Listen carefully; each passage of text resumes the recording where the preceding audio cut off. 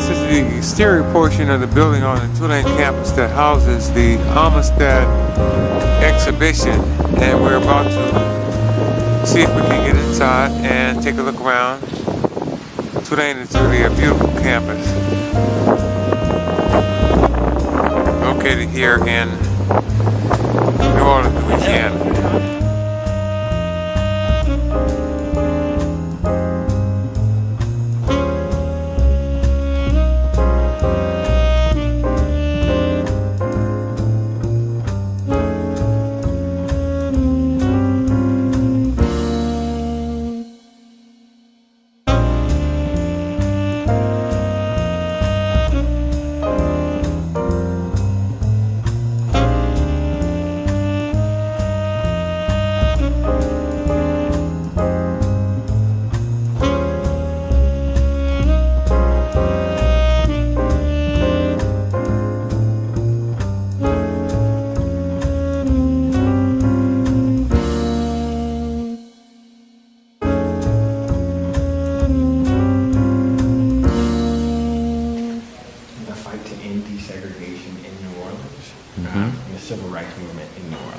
This actually went up just at the beginning of last month, and each case kind of touches upon a specific aspect of it. These two cases down here kind of start at the beginning of the timeline. This one on the left focuses on Reconstruction, and this one is on education and voter registration in the early 20th century. But in addition to these cases, we also have the reading where more researchers come in to look at collections. We have our reference library on the shelves. Was on another part of the island, and so they were loaded onto a second ship, which was the Amistad. Okay. And so this was kind of not the same group of people that came over from West Africa, but they were once they had been brought onto land in Havana and sold into slavery, they were then loaded onto a second ship, and it was on board that second ship that they mutinied. And that's what kind of started the chain of events that led to the Amistad case. And there's been numerous books written about it, but I think most prominently known is the Steven Spielberg film from I don't know the exact year, but the late 90s on the Amistad, which kind of is a period piece. I know that when it came out, it was probably one of the biggest films of the year, and everyone had seen it, and everyone was familiar with the story because of it. But it's been over 20 years now, so not everybody comes in just as familiar with the case. But we have material in the AMA records specifically on that case. We have the letters that Cinque, who was the main person who led the mutiny, what he wrote to John Quincy Adams. We have letters like that and other letters that some of the other captives have wrote. And also when they went back to West Africa, they set up a mission called the Mende Mission, and we have records detailing that as well from the 1840s. Very good. Thank you. No problem. The court was argued, ultimately went to the Supreme Court. John Quincy Adams actually came out of retirement to argue on behalf of the Amistad captives in front of the Supreme Court. And 2 years later, in 1841, the Amistad captives they won their freedom. And in that time period between 1839 and 41, there was a lot of abolitionist support for the Amistad captives. People across particularly in the Northeast, in Connecticut and New York, kind of gathered together resources to provide for the education of the captives. Students from Yale Divinity School would go to the jail to proselytize, convert them to Christianity, and also teach them how to read and write in English. And when they won their freedom, for those that chose to return to Africa, passage was secured and they were sent back to Sierra Leone. But with all that kind of, all the attention that they had garnered towards this, and kind of all of the finances that they had secured for the Amistad captives, the original committee kind of took it upon themselves to say that they should really charter themselves into an organization that would kind of proselytize, but also really spread the abolitionist message, kind of breaking away from other missionary societies at the time. And so they came together to form what was called the American Missionary Association. The American Missionary Association was very much in promoting the abolitionist message, but and education, but particularly after emancipation and the Civil War, they were primarily focused on education, particularly among the freedmen and African Americans across the South. They helped support numerous schools, elementary schools, high schools, normal schools, colleges, and later on universities. There are about a dozen HBCUs across the South that kind of have that owe at least part of their founding to the American Missionary Association. And so we have the name Amistad Research Center as an homage to them because they are actually our collection number one. The Amistad Research Center started off as the archives of the American Missionary Association. And within their records are the letters written back and forth between the original committee, between the Amistad captives, to and from John Quincy Adams, and the proceedings surrounding the Amistad case. In addition to that, there's records detailing all of the schools that they founded and helped support throughout the 19th and 20th centuries. And so we started off at Fisk University in Tennessee, which was an AMA-founded school, in the Race Relations Department in 1966. That is the date, September 30th, 1966 was our founding. After a few years, our founding director incorporated it as a nonprofit, and in 1970 it was moved down to Dillard University, another school. That's a school here in New Orleans that also partially owes its founding to the AMA.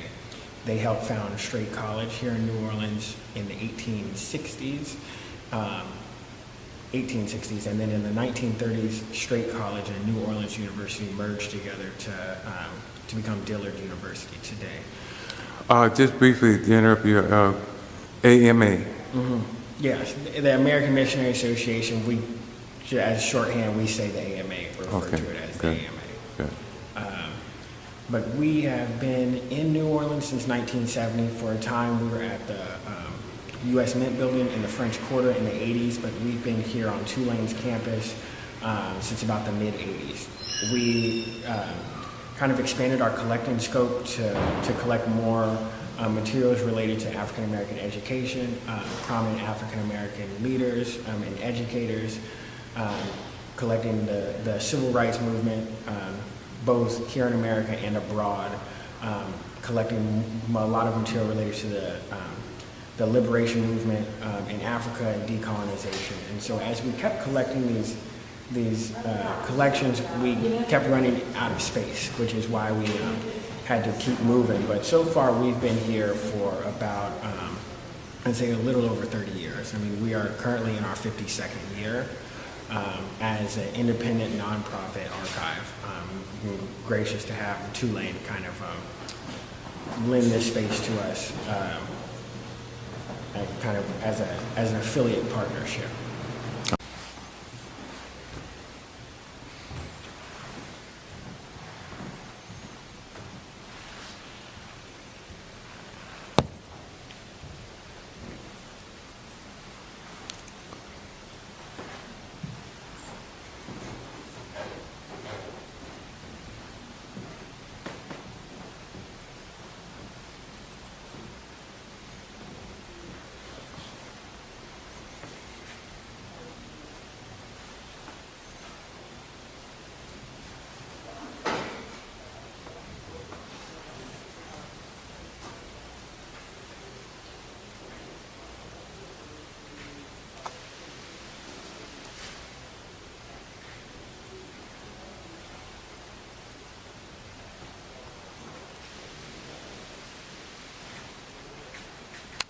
curatorial statement. It'll give a very good overview of the whole exhibition.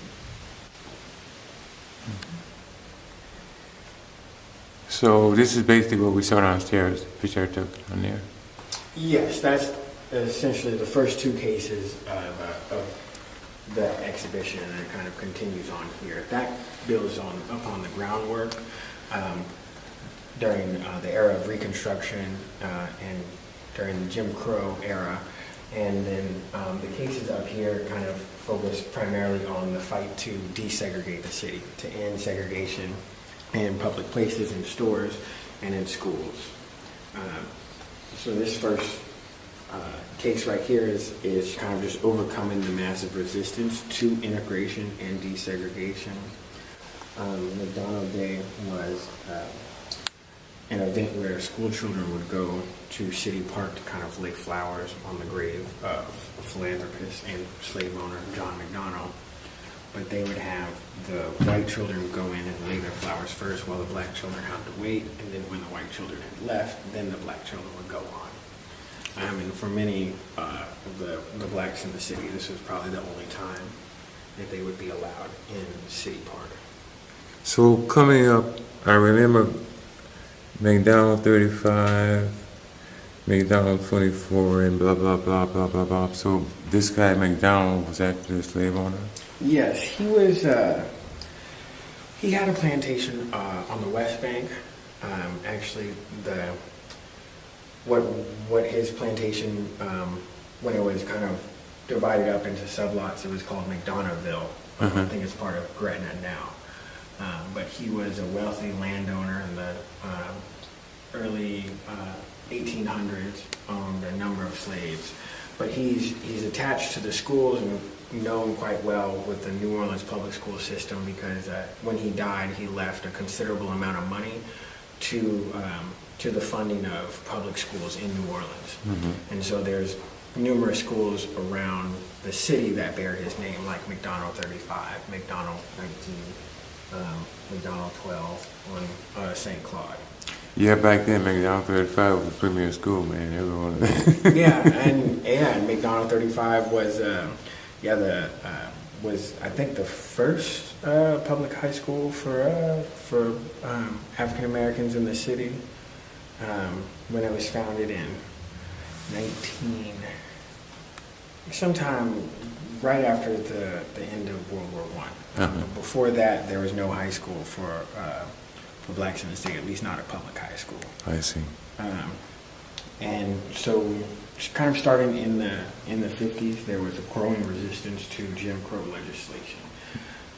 And with the passage of Brown v. Board, it set that legal framework to challenge the constitutionality of segregation. Here in New Orleans, the Bush versus the Orleans Parish School Board was ultimately the case that decided that segregated schools were unconstitutional. And this was in a few years after Brown v. Board. I think the date on one of those is 1956. But it kind of kept going until the integration of the first schools and William Frankie was doing while they were fighting this injunction to essentially ban the organization. There was a lot of back and forth in the late 50s, and ultimately the judge who banned the NAACP, that was struck down as unconstitutional, and the NAACP was allowed to continue working. But at the same time, the New Orleans Improvement League kind of continued working to promote, just kind of educate people on the discrepancies between all white and all black schools and promote school integration. So it's a little bit fuzzy as to when the New Orleans Improvement League stopped operating. They were still putting out stuff in the early 60s, kind of after the schools had begun to integrate, but also at the same time that the NAACP was still doing their work. I see. In this case, which kind of rounds out the exhibition, focuses on the NAACP and kind of a shadow organization that also operated called the New Orleans Improvement League. And in the following the Brown v. Board decision, and then the Bush versus the Orleans Parish School Board decision,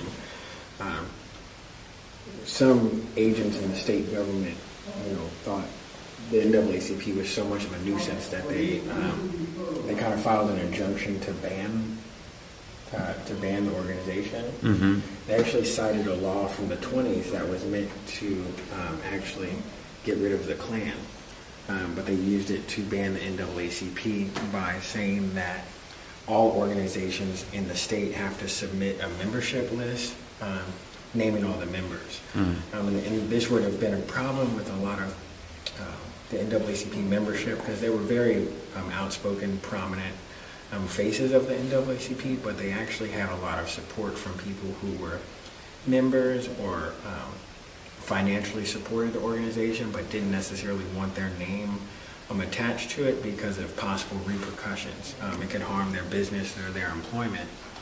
I saw a fact, and I don't want to cut you off, but I saw an interesting fact that most of the lynchings that were done back during that time were of black businessmen. Yes, if it's thought that they were, kind of sticking their nose where they didn't belong, or if they were the ones that were doing this, rabble rousing, and they found out that you were a part of it, or even simply accused of it, then you could be the target of anything, really. I mean, up to lynching, and that put a lot of fear in people, and so they didn't necessarily want to be known.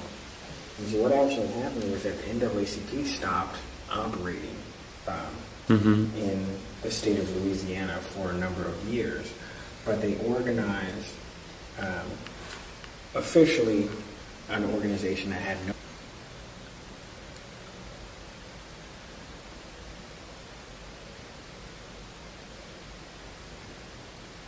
This is incredible. As I look back on the days, I'm 73, man. So I've been here for a while. Yeah, so I saw this. Yeah, you were from here. Yeah.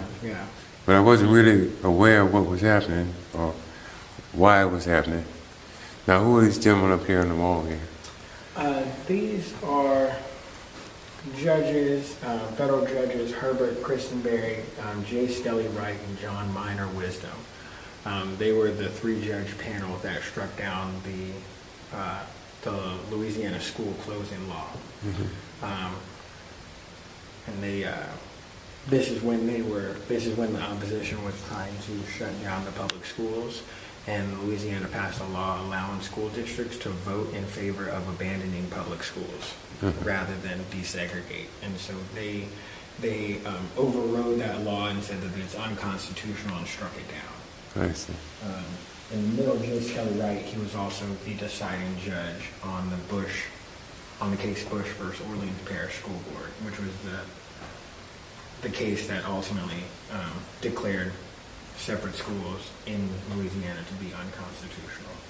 Focus on the civil rights organizations that were active in the desegregation of New Orleans schools. This case and the one next to it focus on the Congress of Racial Equality, or CORE. This is they would release a regular, maybe like bi-monthly newsletter.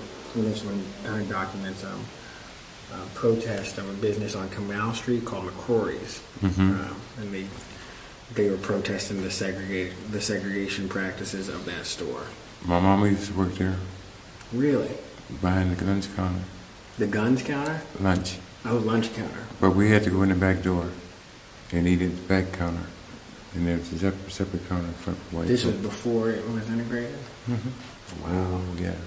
Yeah, this was actually the building that McCrory was in was around until like 2 or 3 years ago, and then they just tore it down to build, of course, a Hard Rock hotel. There's some pretty good hamburgers, man.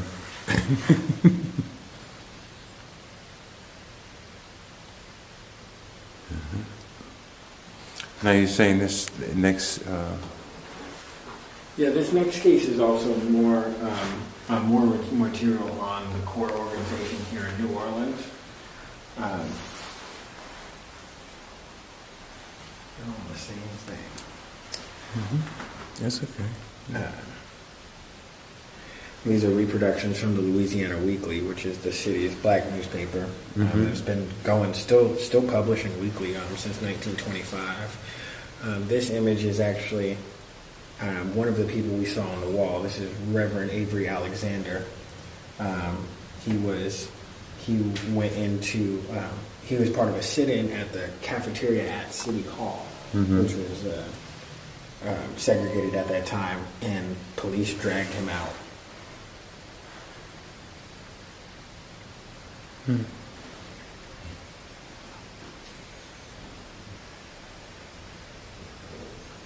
Now we have some photos on the wall behind me. Who are those people? Or are they relevant to this? Yes, they're more activists and attorneys who helped fight the fight for integration. Do you want me to start from the right or the left? This. Got it. At the right is Aretha Castle Haley. She was very active in CORE. She's actually kind of one of the local leaders of CORE and a local activist. She actually has now what was Dryas Street has been renamed after her in honor of her contributions to the city. And then to the left of her is John P. Nelson, who was a civil rights attorney who worked as part of the NAACP legal defense team along with AP Turo. And then above is Lotus Eli, is a very prominent, another prominent civil rights attorney, but also a writer. And he was kind of prolific in his time during the fight to desegregate, but also many years after. He actually just passed away earlier this year. And then at the bottom is, I'm sorry, I have these people mixed up. This is John P. Nelson, and this is actually Nils Douglas. Okay. But Nils Douglas and John Nelson were both kind of part of the legal defense team, I believe. So Nils Douglas and Lotus Eli were working for the same law firm. John Nelson worked for a different law firm, but they kind of worked together as legal representatives of the NAACP. And then at the left here is Robert Collins, who worked at a law firm with Eli and Nelson, another prominent New Orleans attorney. And then at the far left is CORE member Matt Suarez.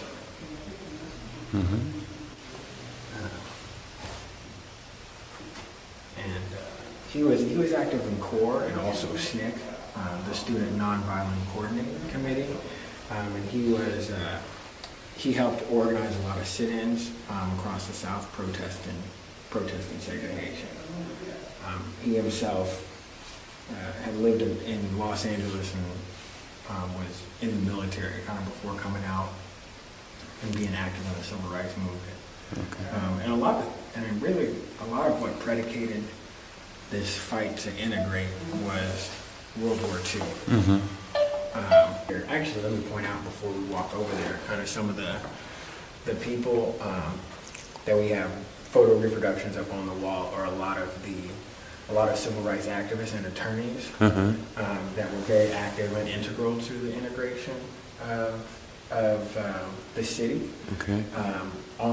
Starting at the right is Judge Revis Ortiz, who in later years would become, I think, the first black Supreme Court judge on the Louisiana State Supreme Court. Okay. We have Leontine Goins, who was a member, an activist with the NAACP and Ninth Ward Civic League, and the New Orleans Improvement League. And her name was? Leontine Goins, Uh-huh. or I hope I'm pronouncing that correctly. That's close enough. Yeah, Leonard Burns was another civil rights attorney, member of the New Orleans Urban League and the NAACP. And then here, these three are Reverends A.L. Davis and on the left, and the Reverend Avery Alexander on the right, and in the middle is Dorothy Mae Taylor. A.L. Davis helped co-found the Southern Christian Leadership Conference with Martin Luther King Jr. That was actually founded here in the city at the Zion Baptist Church. Avery Alexander was a Reverend civil rights activist and civic leader, and Dorothy Mae Taylor was a political activist, for numerous decades, from the 19 I think she started off kind of in the PTA when her children were in school, so maybe even as early as the 1940s or 50s. But she was elected to the Louisiana State Legislature in the 70s, becoming the first black woman to serve on the state legislature. And then in the 90s, in 1992, she was the first black woman elected to the New Orleans City Council. Okay. Yeah. This is Rosa Freeman Keller. She was a philanthropist and activist, member of the New Orleans Urban League and Save Our Schools. Kind of a reaction to the integration of schools was a lot of people's desire to just simply close down the public schools. They would rather close down the schools than have them integrate. And so she was one of the founding members of the Save Our Schools organization, which worked to not only to integrate the schools, but keep them open and keep them funded. And then last but not least is A.P. Turo, probably one of the most prominent civil rights attorneys in the city, and a prominent member of the New Orleans NAACP. He was not just active in New Orleans, but he was kind of active all around the country in helping challenge segregation and Jim Crow laws. He worked with attorney Leonard Burns, and he also worked with John Nelson, who was another New Orleans civil rights attorney at that time. They were the legal defense attorneys for the New Orleans NAACP. So they were the ones really crafting the legal framework. Now, I remember Turo Hospital. No, that's Different folks? different spelling. That one's Touro. Okay. His is Tureaud, like Toro versus Turo. But he actually has his house, his family home is actually listed in the National Register of Historic Places. And there's a street in the 7th Ward of the city that's named after him, A.P. Turo Way. Okay. But finally, in 1960, they finally desegregated the schools in New Orleans. It was met with a lot of protests and met with a lot of news coverage. This is the, let me get out the light here. This is, William France was a school that Ruby Bridges integrated. That's the one with the infamous photos of all the protesters surrounding her as she walked into school when she was 6 years old. And one of the images from that protest became the inspiration of the famous Norman Rockwell painting. And below that, this is a newspaper article from the Times-Picayune. I think just kind of talking about the plans, having the parents attend a press conference to determine where the child could attend school.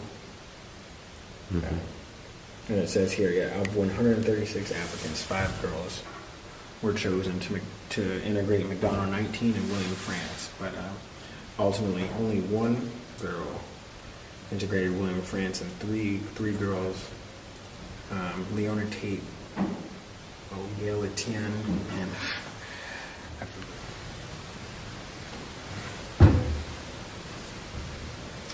I think this actually kind of highlights some of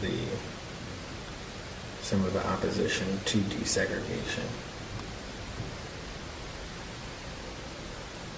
Mm-hmm.